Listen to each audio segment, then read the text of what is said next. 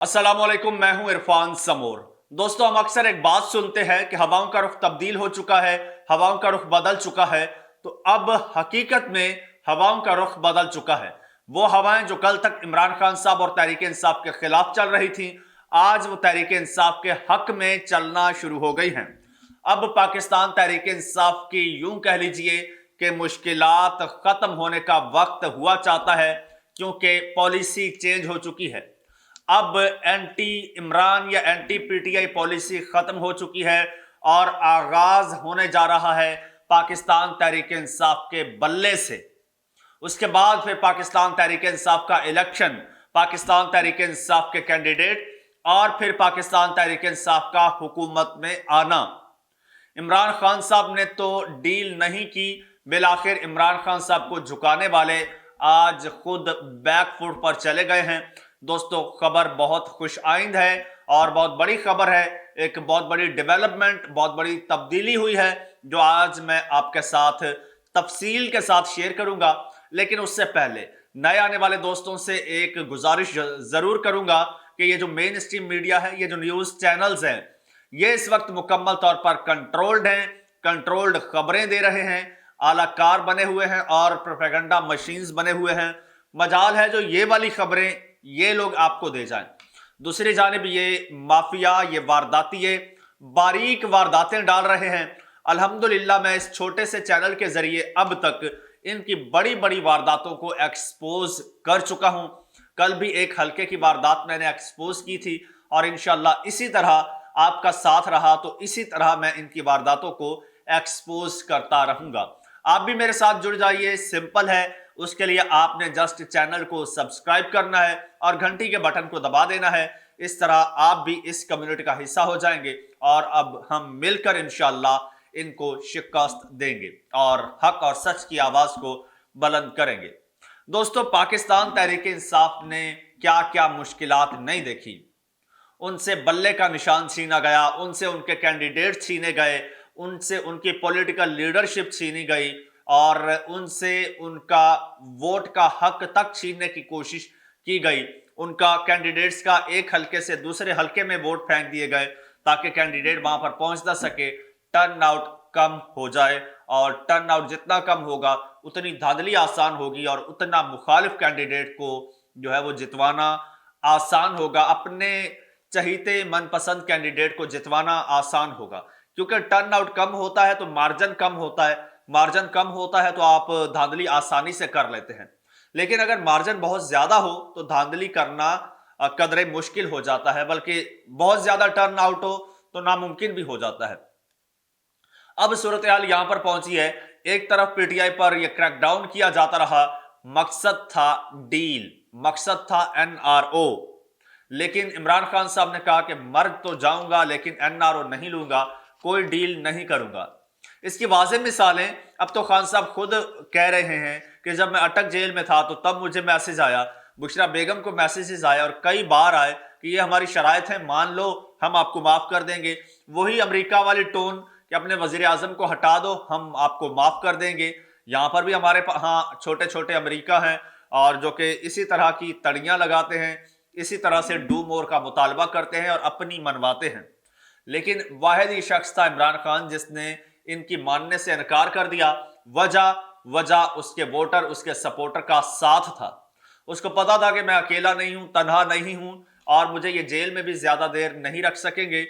और उनका जो आखिरी हरबा था, सबसे बड़ा हरबा और सबसे बड़ी ट्रिक, वो ये था पाकिस्तान तहरीक इंसाफ से बल्ला छीनना। किसी भी जमात से बल्ला छीन लिया जाए, उसकी शनाख्त छीन ली जाए तो उसके पास पीछे क्या रह जाता है। यानी आपने हाथ पांव बांध कर एक खिलाड़ी को, पहलवान को मैदान में फेंक दिया और बाकी तमाम पहलवानों को खुला छोड़ दिया कि इसको मारो, तो फिर वो क्या मुकाबला कर सकेगा। तो इस तरह से पाकिस्तान तहरीक इंसाफ से बल्ला छीन लिया गया, लेकिन फर्क ना पड़ा। मकसद ये था, फिर अलग अलग इंतखाबी निशानात दिए गए। मकसद ये था कि पाकिस्तान तहरीक इंसाफ का वोटर जो है वो कंफ्यूज हो जाएगा। अच्छा, लेकिन अब चूंकि ये सारे मरहले गुजर चुके हैं, इलेक्शन सर पे आ गया है। अब एक मैं स्टोरी आपको सुना देता हूं। रात हम लोग कहीं बैठे थे, एक सेटिंग थी, تو اس میں کچھ ہمارے واقفان حال بھی تھے، انہوں نے ایک خبر دی ہے، وہ خبر دیکھیے ان حالات سے کتنا ریلیٹ کر رہی ہے۔ تو واقفان حال کا کہنا تھا کہ اب جو ہے نا 8 فروری تک جو کچھ ہو سکا پی ٹی آئی کے خلاف وہ کیا جائے گا، یعنی 7 فروری تک۔ آج جب میں آپ سے مخاطب ہوں تو آج 6 فروری ہے، 7 فروری تک پاکستان تحریک انصاف کے خلاف جو حربہ جو ہتھ کنڈا استعمال کیا جا سکا وہ کیا جائے گا، اور 7 فروری کے بعد ہم بالکل الگ ہو جائیں گے، ہر کوئی الگ ہو جائے گا، کوئی جو ہے وہ رکاوٹ ڈالنے کی کسی قسم کی کوئی کوشش نہیں کرے گا۔ 8 فروری کا دن پورا آزاد ہوگا، پی ٹی آئی کا ووٹر ووٹ ڈالے، نون لیگ کا ووٹر ووٹ ڈالے، پیپلز پارٹی کا ووٹر ووٹ ڈالے، نہیں ڈالتا نہ ڈالے، جس کو جتنے ووٹ پڑے پڑھتے رہیں، کوئی ڈبہ ایکسچینج نہیں ہوگا، کوئی رزلٹ تبدیل نہیں ہوگا، کوئی آر ٹی ایس نہیں بیٹھے گی۔ وہ تو وجہ یہ بتاتے ہیں کہ 2018 میں جو الیکشنز ہوئے تھے آر ٹی ایس بیٹھ گئی تھی، تو پوری دنیا نے اس کا مذاق اڑایا تھا، پوری دنیا نے اس پر تنقید کی تھی، اور پاکستان کو اس کی وجہ سے انٹرنیشنل لیول پر اس کے تعلقات کافی خراب ہوئے تھے اور کافی مشکلات کا سامنا کرنا پڑا تھا، اسپیشلی معاشی مشکلات کا۔ تو اب ایسا کوئی ایڈونچر نہیں چاہتے 2024 کے الیکشن میں، اور یہ تاثر دینے کے لیے کہ الیکشن صاف شفاف ہوگا، اور اس کے لیے اب کوشش یہ کی جا رہی ہے کہ پاکستان تحریک انصاف کو الیکشن سے پہلے بلہ دے دیا جائے، کیونکہ وہ یہ سمجھتے ہیں کہ ہم نے پی ٹی آئی کے جو ووٹر ہے اس کو شاید کنفیوز کر دیا ہے الگ الگ انتخابی نشانات دے کر۔ اب بلہ دے بھی دیتے ہیں تو اب ایک تو ہمارے اوپر لگا جو وہ داغ ہے، داغ ندامت، وہ بھی دھل جائے گا کہ کسی نے بلہ چھینا تھا۔ بلہ الیکشن سے پہلے دے دیتے ہیں پی ٹی آئی کو، اور جب الیکشن ہوگا تو کہا جائے گا کہ بلہ تو پی ٹی آئی کے پاس موجود ہے، لیکن چونکہ کینڈیڈیٹس جو ہیں اب پانی سر سے گزر چکا ہے، کینڈیڈیٹس جو ہے وہ آزاد انتخابات پر الیکشن لڑیں گے تو سانپ بھی مر جائے گا، لاٹھی بھی بچ جائے گی۔ اچھا، یہ پلان ہے، یہ واقفان حال سے یہ خبر آئی ہے اور یہ کچھ پلان ہے، لیکن دوسری جانب پاکستان تحریک انصاف کا بھی ایک پلان ہے، جو خان صاحب کہہ رہے تھے کہ ہمارا ڈی پلان بھی ہے۔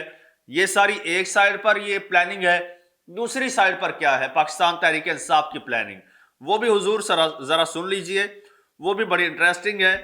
وہ جناب پی ٹی آئی نے بلے کا نشان واپس لینے کے فیصلے پر نظر ثانی کی درخواست دائر کر دی ہے۔ اس کی جناب تھوڑی سی میں آپ کو ڈیٹیل بتا دیتا ہوں کہ پاکستان تحریک انصاف سے بلہ جو چھینا تھا وہ الیکشن کمیشن نے چھینا تھا، یعنی جو انٹرا پارٹی انتخابات تھے وہ کل عدم قرار دے دیے گئے تھے، اس بنیاد پر پاکستان تحریک انصاف سے بلے کا نشان چھینا گیا، اور پھر پاکستان تحریک انصاف نے اس فیصلے کو پشاور ہائی کورٹ میں چیلنج کیا، وہاں سے بلہ واپس مل گیا، اور پھر جب معاملہ سپریم کورٹ میں گیا تو سپریم کورٹ نے پھر الیکشن کمیشن کا فیصلہ جو ہے اپیل سنتے ہوئے، اور جو پشاور ہائی کورٹ کا فیصلہ تھا اسے کل عدم قرار دیا، اور اس طرح سے پاکستان تحریک انصاف سے بلے کا نشان لے لیا گیا تھا۔ اب پاکستان تحریک انصاف نے بلے کا نشان واپس لینے کے لیے، چونکہ سپریم کورٹ نے فیصلہ دیا تھا بلے کے خلاف، تو اب بلہ واپس لینے کے لیے پاکستان تحریک انصاف کے وکلا جو ہیں وہ عدالت پہنچ چکے ہیں، اور وکلا میں جو ہے وہ سینئر وکلا ہیں حامد خان صاحب اور بیرسٹر علی ظفر صاحب، وہ سپریم کورٹ پہنچ چکے ہیں، اور انہوں نے درخواست دے دی ہے نظر ثانی کی کہ سپریم کورٹ نے جو فیصلہ دیا تھا اس پہ نظر ثانی کی جائے، اور سپریم کورٹ کے رجسٹرار آفس نے اس پر درخواست کو نمبر بھی لگا دیا ہے، ڈائری نمبر اسے بولتے ہیں، وہ ہے 2423 اور 2424، 2423 اور 2423 اور 2024، یہ دو ڈائری نمبر الاٹ کیے ہیں۔ ڈائری نمبر کا مطلب ہوتا ہے کہ یہ آپ کا، جیسے آپ کہیں بھی جاتے ہیں، بینک میں جاتے ہیں تو وہاں سے آپ کو ٹوکن ملتا ہے نا، کہ یہ آپ کا ٹوکن نمبر ہے، اس نمبر پہ آپ کاؤنٹر پہ آئیں گے اور آپ کو جو بھی سروسز ہوں گی وہ پرووائڈ کی جائیں گی۔